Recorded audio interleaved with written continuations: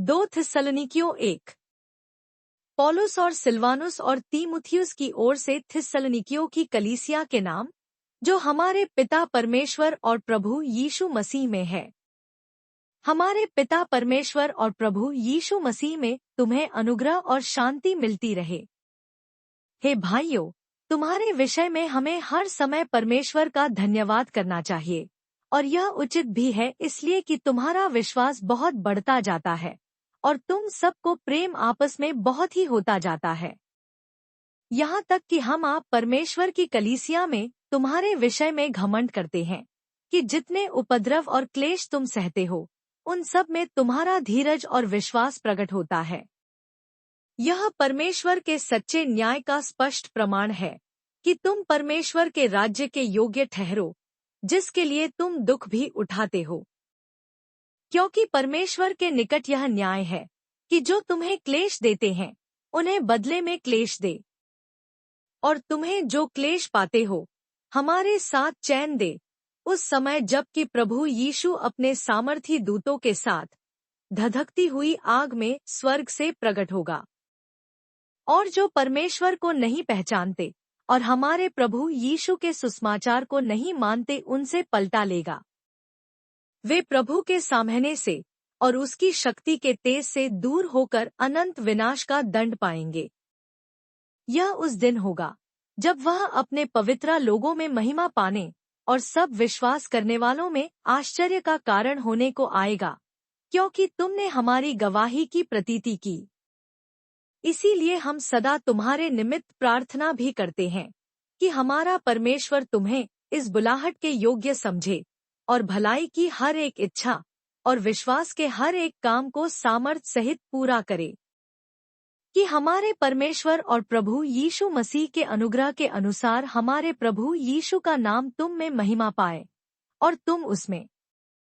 2 थिस्सलुनीकियों 2। हे भाइयों, तुम अपने प्रभु यीशु मसीह के आने और उसके पास अपने इकट्ठे होने के विषय में तुमसे विनती करते हैं कि किसी आत्मा या वचन या पत्री के द्वारा, जो कि मानो हमारी ओर से को, यह समझकर कि प्रभु का दिन आ पहुंचा है, तुम्हारा मन अचानक अस्थिर न हो जाए और न तुम घबराओ।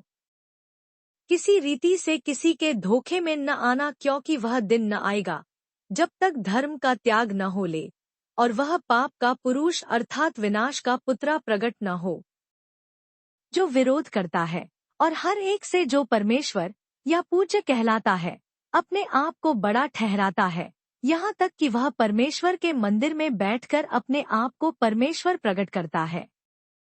क्या तुम्हें स्मरण नहीं कि जब मैं तुम्हारे यहाँ था तो तुमसे ये बातें कहा करता था?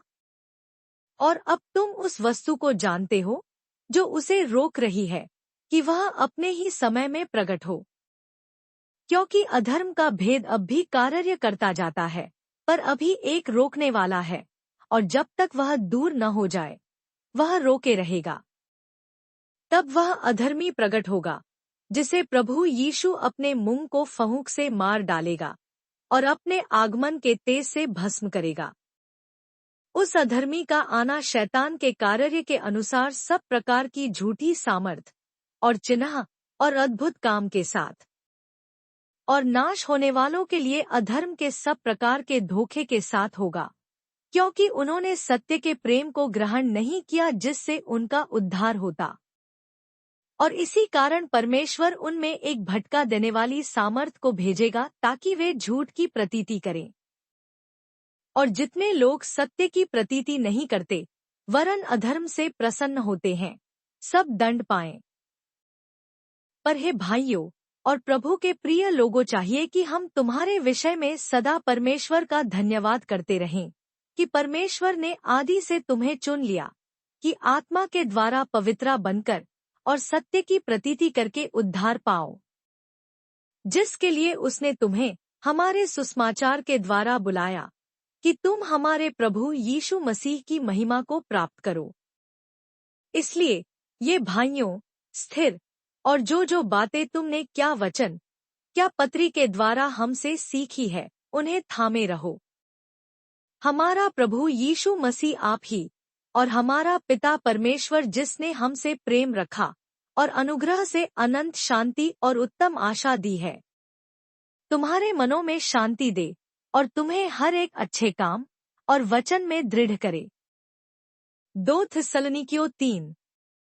निदान, हे भाइयों, हमारे लिए प्रार्थना किया करो कि प्रभु का वचन ऐसा शीघ्र फैले और महिमा पाए जैसा तुम में हुआ, और हम टेढ़े और दुष्ट मनुष्यों से बचे रहें, क्योंकि हर एक में विश्वास नहीं।